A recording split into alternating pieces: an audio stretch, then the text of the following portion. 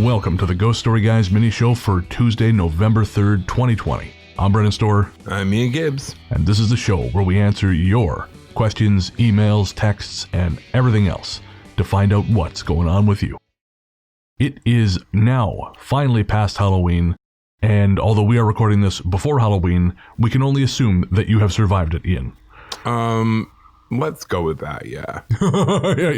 Yeah. I've survived all the other years, but I'll tell you, I did 14 nights of ghost walks in October, and I'm down for literally 2 ghost walks in November. Like 2, like not even double nights, like just one single ghost walk. I'm relieved to hear that because you sound like an old Pontiac just slowly falling apart. I'm feeling it. This year, I'm feeling it way worse than other years. I don't know what's going on. We've been talking off and on, and you mentioned that your ankle hurts, your knee hurts. I sent you a couple boxes of throat coat tea to at least preserve your speaking voice. Actually. Thank you, by the way. Oh, hey, no problem. Yeah, the magic of the internet. Well, I'm hoping that you've survived and you will have time to rest. And now that we have hit November, typically a slow time of year for us here at the Ghost Story Guys, which is kind of nice. Yeah. Although, again, as Halloween is over for the people listening to it now, it is not quite for us. And just yesterday, we recorded our second guest spot, actually, on the Booze and Bourbon podcast with Kim and Jen. That's right. They had us on to talk about our little friends, the good folk. Yep. And funny enough, when they brought it up, and I think I can say this because I believe the episode will drop by now, I thought they were kidding when they when they said that was going to be the topic of the show, and they were not. But we had a really great time talking to them, and if you haven't heard that yet, make sure to go check it out. You'll be able to find it wherever Booze and Bourbon streams or podcasts, so iTunes, all those good places. First up, listener mail. Our courteous and efficient staff is on call 24 hours a day to serve all your supernatural elimination needs. We're ready to believe you. So first up, we had a message from Lisa, and Lisa writes in from the UK to tell us about her visit to the famous Roman baths and abbey in the city of Bath. In order to visit the baths, you have to book a time slot, and she arrived a little early for hers, so she waited in line. And as she waited, the older lady who was managing the line looked her up and down a couple times with a suspicious eye. You get used to that, Lisa. That just happens. And it took her a few minutes to figure out what she was looking at. And so Lisa says, I had, possibly a little clumsily, decided that day to wear my GSG shirt, and printed in big blue letters across my chest was the tagline, "Into the darkness we go." Oops. That's really funny. In that moment, I realized that A, as great as I think my t-shirt is, not everyone will know of your podcast, and B, this poor lady was wondering if she was about to admit a Satan worshiper or dark arts practitioner and what I might be doing entering a place of worship. Says Lisa, I probably should have considered my wardrobe a little more that day. So there you are. Hopefully it stuck in her mind so much that you guys got a little publicity that day, even if for slightly controversial reasons. Thanks for picking up a shirt, Lisa. That's pretty great. All right, Chris also wrote in, and he said, tonight, about 20 minutes ago, I was chatting with my mother. She stood in the doorway of her room. I was in another room, and she turned on the light. A very bright green light illuminated the doorway, almost like she was standing in front of a green screen. It was there for a second and then gone. I know what you're going to say, burnt out light. I assumed that too and checked all the lights. They still work. Nothing burned out. My cat was in the room and he seemed okay, not freaked out. I, on the other hand, am perplexed. She didn't see the light flash. It was so bright that she would have had to have seen it if it was a light bulb burning out, but she didn't. Any ideas? I see lots of flashes and get sudden thoughts in places, not just in my house. This, although perplexing to see at first, doesn't scare me. I'm just confused. Now, honestly, when I read that, I'm thinking you need to go see an ophthalmologist. Oh, okay, really? Not kidding. That is one of the early signs of, I think it's macular degeneration. Oh, really? It's not good. The feelings and thoughts in places, no, that's going to be all you, dude. And the fact that he saw it and his mother didn't, if you're seeing flashes, and I say this to anybody who's experiencing anything, and they're like, oh, maybe it's the paranormal. Okay, first of all, go rule out the physical. Absolutely. And seeing flashes is not a good thing. So I hope you're fine. And please let us know that you are, because I'm sure you are. But you need to go get that checked out. Yeah, fair enough. I'm glad you said that, because I was just going to say I've heard of this, but I did not even think about getting it checked. Well, I'm a complete mess medically, so I think you should But you know what? It's funny because my mom's a nurse. So the only way we went to the doctor is if our ears were bleeding. And like, I am still of that nature pretty much. But I do know vision is not something you mess around with. And yeah, you definitely want to go check that out. Next up is Megan.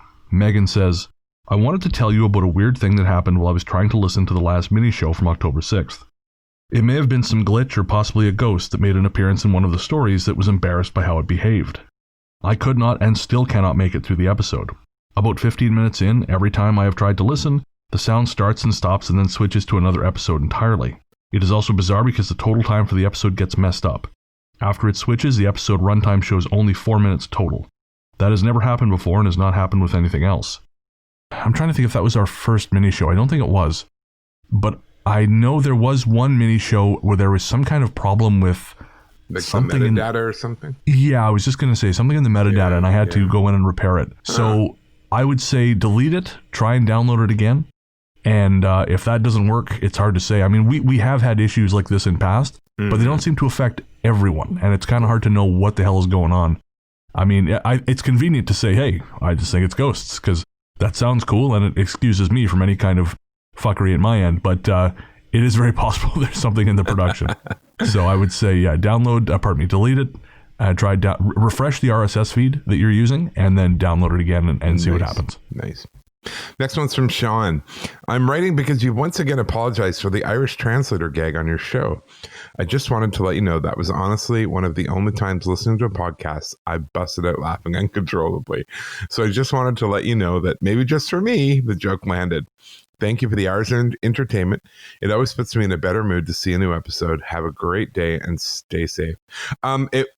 No, the Irish one actually did work, but that's because you kind of set it up. The one that didn't work was it Filipino? Was it Tagalog? It was the Tagalog, yeah. Yeah. That was the one that did not work because we didn't set it up. Yes. Yeah. Irish guy from Fiverr, it's still one of my favorite bits too. Mine too, actually. And it's too bad we can't bring him back because hasn't he disappeared? He did for a while. He's back now. Yay! Yes. Does he know he's a huge podcast star with our tens of hundreds of listeners? Well, considering how little we paid him, I don't think he cares. Irish guy, his name is Patrick, really. Of course it is not. It is. Patrick O something? It doesn't give you a last name. Just Patrick. But yeah, he is back on Fiverr, so hopefully we have an opportunity to make use of his services again in the future. Excellent. Before we ended our advertising partnership with Studio Headphones, I had started writing an ad where all of us were in group therapy, you, me, and Irish guy from Fiverr. Oh, funny. But we had a bit of I won't get into it, but we had a bit of an issue with that sponsorship towards the end, and so we ended up discontinuing it. But I was always disappointed I never got to use that gag, so maybe in the future. Excellent. I'm sure you can wrap it around something. I have no doubt. Next up is Barb. Barb says, that story you told about the dark spot in the apartment building and you needing to sage yourself when you got home made me think of when I used to go to a certain Bible camp in BC. I will resist the urge to name it, but the only place I ever felt comfortable there was in our cabin, which I always cleansed, and on the beach. Every time I left that place, I felt like I was covered in cobwebs. Honestly, Bible camps in general tend to be creepy places. Part of it is there's a very much an abandoned atmosphere to them, especially if they're owned by like a diocese or a church specifically, because they don't get used the rest of the year and they become quite, I don't want to say haunted, but you've talked before about how humans vacate a place. Sometimes another energy will move into it. And sure, yeah. I kind of feel like it's a bit like that. Interesting. Yeah. I feel like there's a lot of uses for a camp, apart from summer. I mean, you could have some kind of like sexy adult getaway thing. Okay. No. Ew. The cabins we had at the camp on Thetis Island, first of all, you had to take a ferry to get there. Secondly, The bathrooms had electricity and the main building had electricity. Nothing else did. The cabins did not have glass in the windows, just bug netting. There were no lights, and you had to pull your own mattress down there at the beginning of the summer. Okay, yeah, no, I can't imagine anyone wanting to turn up for a weekend tryst and have to lug in their mattress. From what I understand, someone has bought that land and they've flattened all the cabins. So, okay. Well, I'm sure there will be probably for the best luxury condo no one can afford there in its stead soon enough. Probably not, because it's all controlled by the Island Trust. Oh, okay. So I don't know what they're going to do with it. It's a huge piece of land. Well, my fingers are crossed for Sexy Time Resort. So of course it is. Our next message came from Carol. Hi guys, I had to order my Ghost Story Guys t-shirt to support you guys and your amazing podcast. Thank you, Carol. Keep up the great work and loving the short podcast shows. You guys are really an amazing team. Look forward to your shows for many years to come. Thanks, Carol. Well, that brings up an interesting question, Brendan. Do tell. How does one get a Ghost Story Guys t-shirt? Well, first, put an X on the nearest post office box in white chalk. Then wait. Like the Passover angel of death? I was thinking more like Gene Hackman and Enemy of State, but your thing sounds cooler. Oh, okay. Well, mine's a little more classical, I think. Yes, I think it is, yeah. You can get your Ghost Story Guys shirt by going to ghoststoryguys.com and following the links to our TeePublic and Redbubble stores. And from there, you have access to any number of designs. We've got great stuff ranging from our classic logos in both white and black to our neon logos designed by Canadian artist Becky Campbell to several options designed by Bob Vasquez. There are also stickers, mugs, in some cases wall art. A lot of the stuff isn't high enough resolution to be full-on wall art, but there are a handful of them that are, and all kinds of other stuff. There are leggings. So head on over to ghoststoryguys.com, follow the links to our TeePublic and Redbubble stores to find out how to get your own Ghost Story Guys t-shirt. And thank you very much, Carol. Next up is Nicole, and this one really tickled me. Just started listening to your podcast a few days ago while I work, and I really enjoy it. Thanks, guys. Anyway, have you guys heard about the famous Ghost Adventures crew of Zach Bagans in the U.S.? No, we have not. No, who's that guy? He owns a museum in Las Vegas, Nevada, with a bunch of haunted artifacts, including the famous Dybbuk box. I heard the place is insanely haunted now. I recommend stopping by whenever you're out that way. Oh, so, Nicole. She really has just started listening. So she really has. Will be nice. But we're very grateful that you did, Nicole. But we have some sad truths for you. You go ahead and talk about your experience at the Las Vegas, Nevada Haunted Museum. Well, yeah, I did go to the Haunted Museum in 2018 with Shannon from Into the Fray. That's right. And I actually enjoyed it. I had a good time there. It was expensive, but I enjoyed it. I don't know about haunting necessarily, except in maybe one or two spots. But certainly, his collection of spooky ooky crap is pretty great. Yeah. But we used to really bag on Ghost Adventures a lot on this show, especially pretty much up to that episode, up to the episode where we talk about the Haunted Museum. So it was episode 29. And we stopped for a few reasons. One, just because, we don't want to be defined by bagging on someone else. That's a small petty thing to do. Mm-hmm. And also, it occurred to me when I was in his haunted museum and he was upstairs in the office and was, there was a chance of him coming down to say hi to the tour. All of a sudden, the reality of it all hit me. That it's an actual person. Yes. Yeah. Yeah. Not just someone on the screen I can yell at when I'm annoyed. Yeah. And so we kind of thought, okay, well, no, time to be grown-ups and move on. Okay, but that being said, I have to tell you, his stock in my book plummeted even further when I saw the headline, Zach Bagans to investigate the Lion King Zoo. Oh, the Tiger King. The Tiger King. Yeah. Oh, come on. Like, that is just the most insane crossover. The man's got bills to pay, Ian. Oh, embarrassing. Yeah. I don't know. You pay me enough money, I'll wander around your tiger cage with a magnifying glass and deerstalker cap. I'm not above selling my honor and my dignity. Well, you know what? If you'll do it with the tigers in there, I'll pay them. Justin says, I've been listening to your podcast for quite some time now and have loved every episode since I started listening. Well, bless your heart. I work in a hospital screening patients for turducken. Ooh, so it's almost always calls for some early mornings, and hearing you two that early always cheers me up. Wow, Justin, you are an up person, and I'm impressed. Today was no different, but the podcast I chose to listen to today was very strange. An ex-friend of mine texted me late last night, trying to crawl her way back into my life. This friendship was not only very toxic, but she was very manipulative, and it took me a long time to finally break away.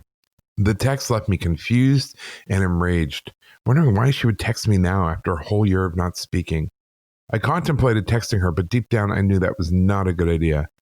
I got in my car to go to work and randomly picked episode 85, The Phantom of the Factory. In this podcast, you both talk specifically about toxic relationships and how everyone has the strength to leave them. I found this to be very odd as well as reassuring. The world really does work in strange ways, huh? Anyway, this really lifted my spirits, and I just wanted to thank you for everything you guys do. Wow, that is so cool. That is not cool that you had a manipulative friend, but that's really cool that the universe kind of came together to send you a message like that. That's really neat. Yeah, and we're really happy we could be part of that. It's nice to know we're making a positive difference for people out there. Well, and you know what? I think the reason Justin had a hard time getting rid of this person, he's obviously a seriously nice guy who is a giving person. Yeah. And you're going to attract those slime balls like a moth to a flame. So I get it. And I get why it would be hard, because even though this person is being manipulative and toxic and all the rest, you feel bad for walking away. But yeah, ultimately you don't have a choice, because like a drowning man, they'll just take you down with them. Just before we move on, Justin mentioning turducken reminded me, and this goes to what you said a couple episodes ago about how listening to the podcast from newest to oldest won't make much sense because you'll miss the in-jokes. Mm-hmm. We had someone write in and ask, why do we keep talking about turducken? What is that? What do you mean? Turducken it's the pandemic. We said it's like turducken in that it's gross, it's a bad idea, and no one really wants it. Yeah. So yeah, and we didn't want to spread the name around anymore. We're tired of hearing it. Yeah, that's it. And it's hard to believe that was March. Yeah, March. 7 months we've been doing it like this. Because my birthday was March 10th, and then it was the week after everything just sort of exploded. But even the week of my birthday, things were getting weird. I think it was like 3 days after my birthday, everything went into lockdown. Not quite, no, because my last normal day was work on March 14th. Nick and I went for breakfast. But I think even then it was, yeah, you're right. It was a little bit like, this is a bit of a risk. It was super close because Jay was starting working from home on that Monday. And then Tuesday, Nick had the exposure at work and we were inside for 2 weeks. That's right, yeah. So, yeah, there you go. It's crazy, man. Mm-hmm. Gene, I'm listening to the October 20th mini show and had to hit pause to send you a note. This is not the first time I've heard you both speak up for women and those who are perceived as vulnerable, and I wanted to let you know how much I appreciate it. Oh, thank you. While I listen to your podcast for the fascinating paranormal stories and the laugh out loud dialogue, I find myself frequently touched by your empathy and compassion. I'm a survivor of childhood sexual abuse and have been sexually assaulted twice as a teen, both times by opportunistic asshole acquaintances. That said, I just wanted to let you both know how much I deeply appreciate the way you take a stand and make your pro-women views known. I live in the US, and as you guys know, shit's getting crazy and the lunatics are feeling emboldened. Yeah, I've noticed that. To say it's making the rest of us nervous is an understatement. The world needs more of what you guys are doing. Keep it up. I rely on your podcast for a much-needed break and a laugh amid the working at home while my kids are online schooling and every day is the same craziness that my life has become. I hear ya. Okay, I have to say, though, she's talking about, it's only in the US that shit's getting crazy and the lunatics are feeling emboldened. It's happening up here too. Oh yeah, I'm cracking my knuckles. This is going to be a whole thing. Yeah. So I don't want you to think you are alone in the U.S. because we are seeing the same stuff. Oh yeah. This is it's happening everywhere. The rise of authoritarianism is happening across the world, and I do believe that the greatest threat to stability of North American society, at least, is white nationalism. I'm just going to say it here. I don't care. If you don't like me saying that, well, you're welcome to stop listening. But that is absolutely the greatest threat to democracy right now is domestic terrorism. Again, turn it off if you don't like it. That is the truth. That's why you need to vote. And that's why you need to stand up for what's right. And you know what's right. I mean, we say what we can here We don't say much. We could say more, but we try not to be political. This is an exception, obviously. But the thing is, we're living through a pivotal moment in history right now. Mm-hmm. And there is going to be a moment when we are required to look back and people are going to ask, what did you do? Mm-hmm. Mm-hmm. And by God, I haven't done much, but at least we can do these things. Mm-hmm. And just look at history. You really don't know. Look at history. It will tell you everything you need to know about the path we're currently on and where it can lead us. And if you're not okay with that, then you need to do something about it. And yeah, I know. I'm the same way. It's like, this is not hard. This is not a challenging, should I be against this? Like, this is like, oh my God. Sorry. Yeah. And if you find yourself saying, well, but you're part of the problem. You're just part of the problem. Yeah. And that doesn't mean you can't be part of the solution too. Yeah. But you got to get past your own hangups and your own, but what about this? Because whataboutism is nonsense that people use to stop themselves from having to actually do anything useful. Mm-hmm. There you go.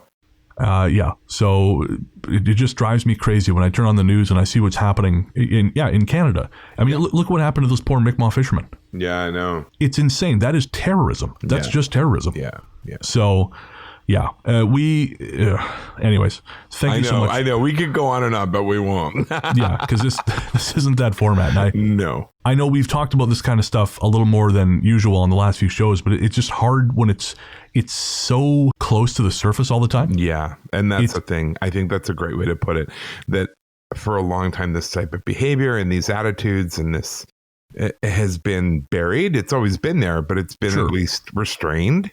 And I think that's a great way that Gene put it, was that people are becoming emboldened, and that's when it gets scary.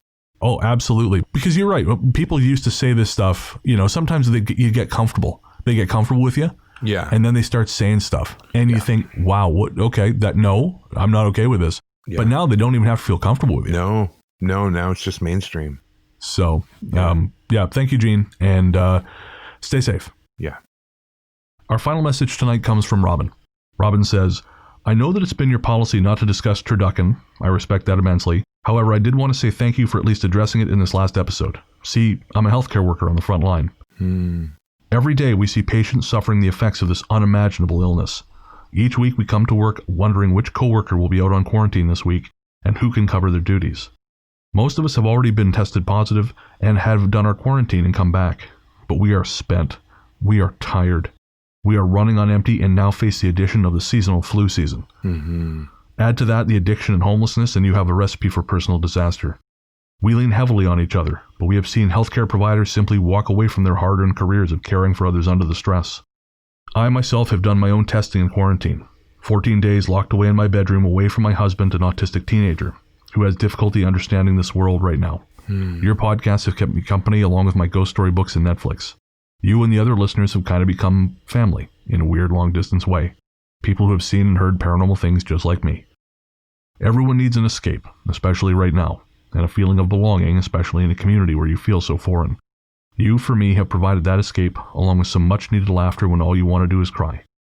So I thank you from the bottom of my heart for the stories, the encouragement, the laughter, and the insight you share with us all. Thank you. As someone from the front line, please take this advice. Wear a mask, wash your hands, social distance, and speak kindly to each other. Thanks for listening. Much love and gratitude, Robin. I think that one just stands on its own. Thank you. We're glad we can be here for you as a small comfort in your day. Oh, well, we got heavy towards the end there, Ian. Woo! Lord. Well, shake it off. Shake it off. Shake it off. I won't start singing, though. You told me I'm not allowed to do that anymore. No, you're not. I'm singing the Streisand tunes in the pre-show, and you're all, no, don't do that. How'd you get in my house? Yeah, don't, step on my territory there, Sonny. Of course. Now, how could I hope to challenge country music phenom Ian Gibbs? And now it's time for Chicken Talk.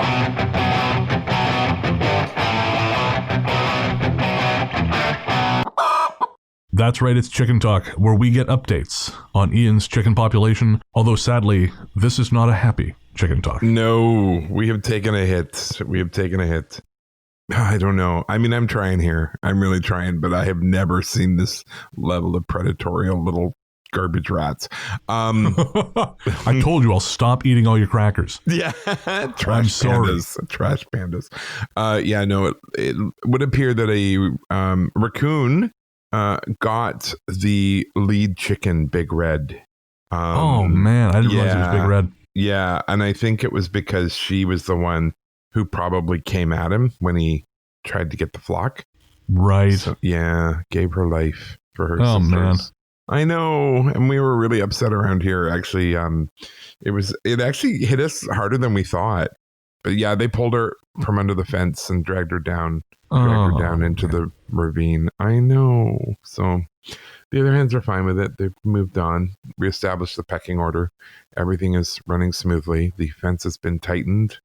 And and we're giving them lots of pumpkin guts because all the neighbors are bringing us their they're bringing us all their innards from their pumpkins, right? Which is making the girls very happy. Well, that's something. It's a lot like when an Italian dies and everyone brings you food. Exactly, and it works. It's worked for centuries. So why mess with a good thing? So as sad as we are, the flock is still there. Yeah, remember Big Red. # remember Big Red. That's going to be my new thing now. This one's for you, Big Red.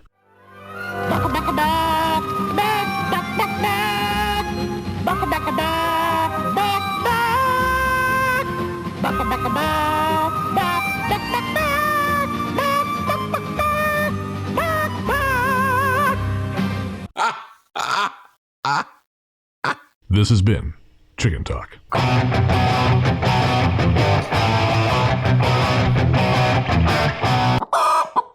Up next is the part of the show where I find more ways to write off my streaming video expenses. That is better in the dark.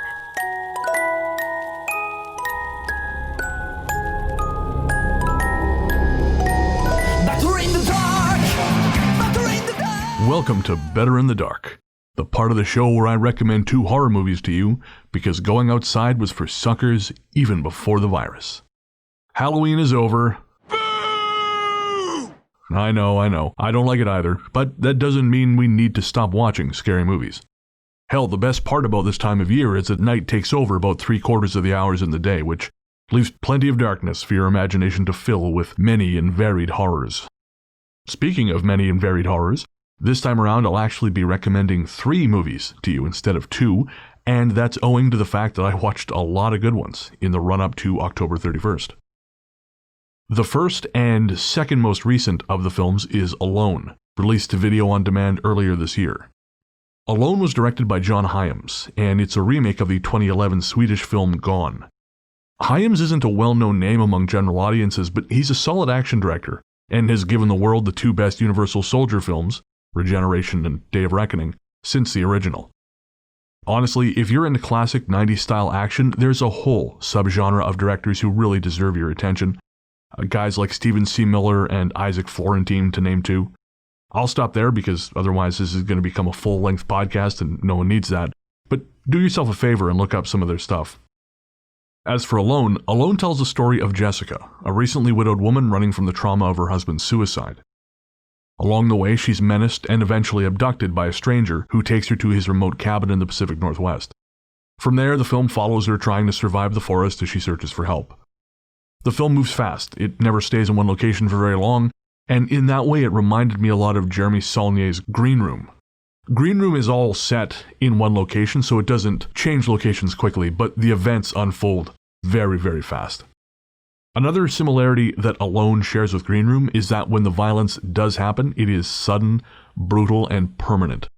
You know, a moment ago when I talked about 90s style action, that was very glossy. The consequences were minimized. I think minimized is probably generous. These movies, there are definite, irreversible consequences to the violence, and that changes how the film lands. In the US, you can rent Alone via Apple TV, Redbox, Amazon, and Vudu, and in Canada, it's on Google Play. Also, as a bonus recommendation, check out Green Room. It's on Prime in Canada and Netflix in the US. I could spend, again, another episode just talking about Green Room, but I won't. Next up is Blood and Black Lace, a 1964 giallo from director Mario Bava. Again, I'm going to have to resist my temptation to get into exactly what a giallo is and where the term comes from, But the Cliff's Notes version is that they're mood-heavy, often sexy murder mysteries that lean more on the crimes than on the investigations. Blood and Black Lace is one of the earliest films in the genre, and I'd say it follows the template exactly, but it's probably more accurate to say it helped create it. The film follows a group of people who work in the Italian fashion industry, all of them about as terrible as you would expect, as a featureless killer picks them off one by one. Like all gialli, this one is about the style, and Blood has a goddamn ton of it. The costumes are gorgeous, the colors are rich, hell, even the ugly people are attractive. The Italians might be insufferable babies when it comes to football, but they somehow still manage to make fundamentally unpleasant things like smoking and murder look really great. Once upon a time, I found myself wandering through Milan for about a week, and let me tell you, I have never felt more like a hobo than I did just wandering the streets of Milan. It was a sad state of affairs. Everyone was very well dressed. Blood and Black Lace is on Amazon Prime in the US, Canada, and Australia, and rentable for 99p from Amazon in the UK. Finally, the last film I'm going to send your way is also the newest, and that is Evil Eye. I found the film thanks to a Zoom panel on South Asian horror cinema sponsored by Fangoria magazine, and I have to say, one silver lining of this awful, shitty pandemic is that there are way more options for distance learning available. For example, the film critic Walter Chaw has been offering free weekly Zoom lectures on various films via the Denver, Colorado Public Library system. And I guarantee you that if you watch just one of his presentations, you'll learn more about film than you ever thought possible. It's actually because of Walter that I found Blood and Black Lace. Another critic I'm a fan of, Jordan Crucchiola, recently gave a Zoom lecture of her own on reevaluating the horror film Jennifer's Body, which was brilliant. We're actually supporters of her Patreon here at the show, and I myself am also a big fan of her podcast, Disaster Girls, which is an unironic celebration of disaster films. It's a lot of fun. Check it out. But the point of all this is that if you like movies and you want to learn more from people who are not only intelligent but passionate, it's never been easier. But back to Evil Eye. Directed by Ilan and Rajiv Dasani, Evil Eye's locations are split between Delhi and New Orleans, but the perspective is unmistakably Indian, and that sets the film apart from anything else I've seen lately. You know how in demonic possession movies, people may or may not believe in demons, but no one needs a refresher on what they are? Evil Eye is like that, but for Hinduism. Karma, reincarnation, and the evil eye are all introduced as central parts of the plot, but no one feels the need to explain what they are. The film tells the story of Pallavi, the American-born daughter of Usha and Krishnan, who, as the film begins, are living in Delhi, while Pallavi lives in New Orleans. Concerned that her daughter is in her late 20s and still unmarried, Usha plays long-distance matchmaker, sending Pallavi on a series of setups, which seem basically like blind dates. Side note, I've never been happier to be married than I am whenever I see dating depicted in films. Oof. On one of those blind dates, Pallavi meets Sandeep, a charming, handsome, wealthy young man, and the pair fall deeply in love, or do they? I'm not going to tell you anymore, because I want you to discover the plot for yourself, but come on, let's face it. Handsome, good-looking, rich dude just hanging out in a coffee shop waiting for you to turn up? That seems too good to be true, right? Come on. Evil Eye is at its visual best when shooting in Delhi, a city I know nothing about, but now would give an arm to photograph at night.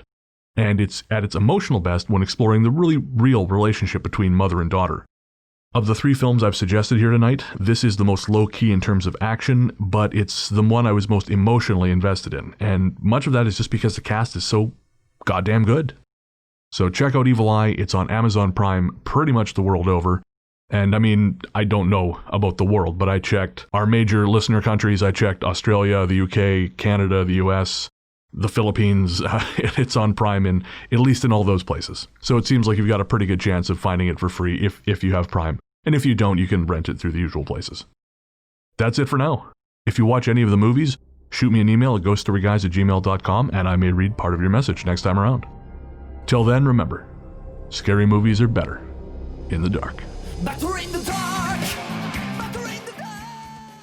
And now it is time to thank the members of Ghost Force. Ghost Force. That's right. Every second episode, we will thank the members of Ghost Force in this section because you guys are friggin' nuts and we love you for it. We do.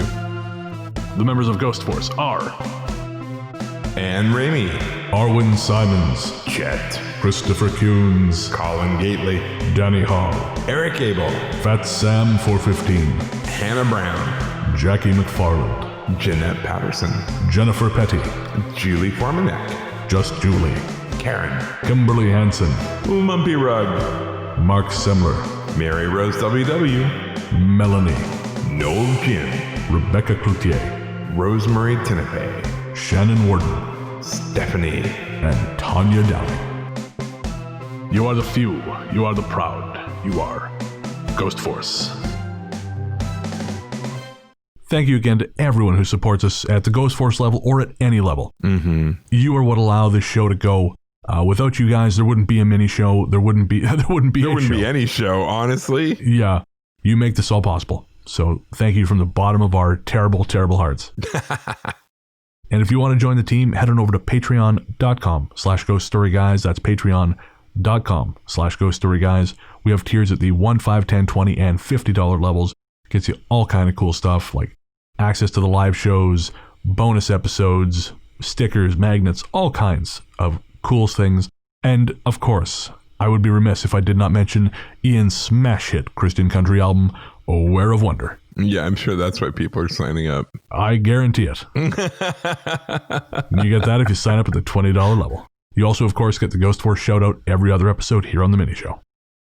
Our theme song, Radio, Into the Darkness We Go, the Surfing Dead mix, was composed by Peter of Pizzanta Music and performed by Feta. The first half of the Better in the Dark theme is also composed and performed by Peter of Pizzanta Music, and all other music and sound effects on this show come courtesy of Epidemic Sound. If you're looking for PodSafe music and sound effects for your next project, head on over to epidemicsound.com to check them out.